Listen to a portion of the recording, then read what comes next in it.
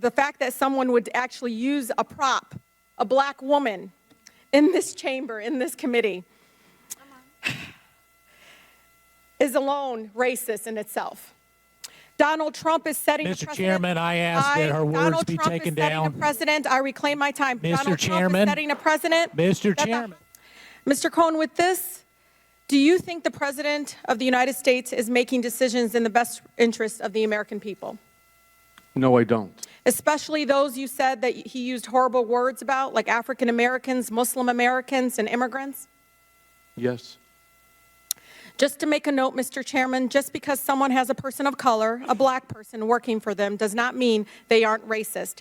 And it is insensitive that some would even say it's the fact that someone would actually use a prop, a black woman, in this chamber, in this committee,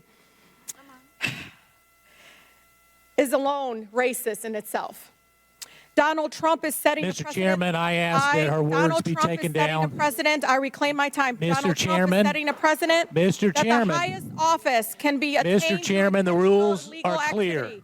Cover up and hold on to business assets to break campaign finance laws and constitutional clauses. What we have here, Mr. Chairman, is criminal conduct in the pursuit of the highest public office by Mr. Cohen and Individual 1. I hope that the gravity of this situation hits everyone in this body, the court report, and in Congress and across this country. Thank you, Mr. Chairman. I yield the rest of my time. Mr. Chairman, I ask that her words, when she's referring to an individual member of this body, be taken down and stricken from the record.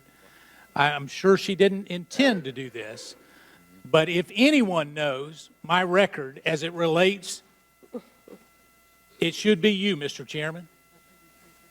Chairman, I would like to. Hold on. I want the words read back. No. We want to know exactly what she said me. about a colleague. Excuse me. Would you like to rephrase that statement, Ms. Talib? Thank you, Mr. Chairman. I can actually read it from here. Just to make a note, Mr. Chairman, that just because someone has a person of color, a black person working for them, does not mean they are racist. And it is insensitive that someone would even say racist, say it is racist in itself, and to use a black woman as a prop to prove it otherwise. And I can submit this for the record. If a colleague is thinking that that's what I'm saying, I'm just saying that's what I believe to have happened. And if, as a person of color in this committee, that's how I felt at that moment, and I wanted to express that. But I am not calling the gentleman, Mr.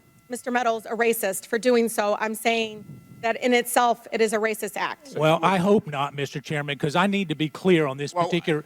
Mr. Chairman. Mr. Meadows, wait a minute. I've defended you with false accusations. Mr. Meadows, I'm the chair.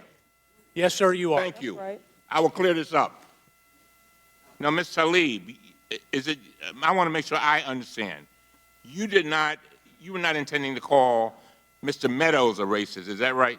No, Mr. Chairman, I do not call Mr. Meadows a racist. I am trying, as a person of color, Mr. Chairman, just to express myself and how I felt at that moment. And so, just for the record, that's what was my intention. All right. All right. Mr. Meadows. Mr. Chairman, there's nothing more personal to me than my relationship. My nieces and nephews are people of color. Not many people know that. You know that, Mr. Chairman. And to indicate that I asked someone who is a personal friend of the Trump family, who has worked for him, who knows this particular individual, that she's coming in to be a prop, it's racist to suggest that I asked her to come in here for that reason. Mr. President, the President's own person. She's a family member. She loves this family. She came in because she felt like the President of the United States was getting falsely accused. And Mr. Chairman, you and I have a personal relationship that's not based on color. And to even go down this direction is wrong, Mr. Chairman. First of all, I want to thank the gentleman for what you have stated. If there's anyone who is sensitive with regard to race, it's me.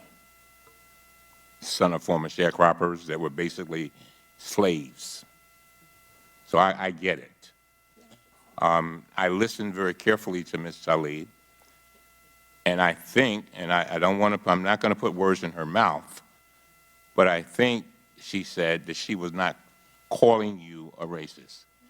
And I thought that we could clarify that, because you, Mr. Meadows, you know, and of all the people on this committee, I've said it and got in trouble for it, that you're one of my best friends. I know that shocks a lot of people. And likewise, Mr. Chairman. But you are. And I would do, and I could see and feel your pain. I feel it.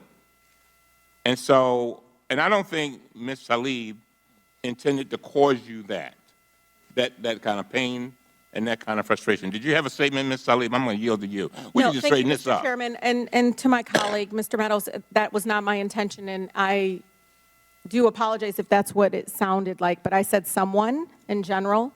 And as everybody knows in this chamber, I'm pretty direct, so if I wanted to say that, I would have, but that's not what I said. And thank you, Mr. Chairman, for allowing me to clarify. But again, I said someone. And again, I was not referring to you at all as a racist.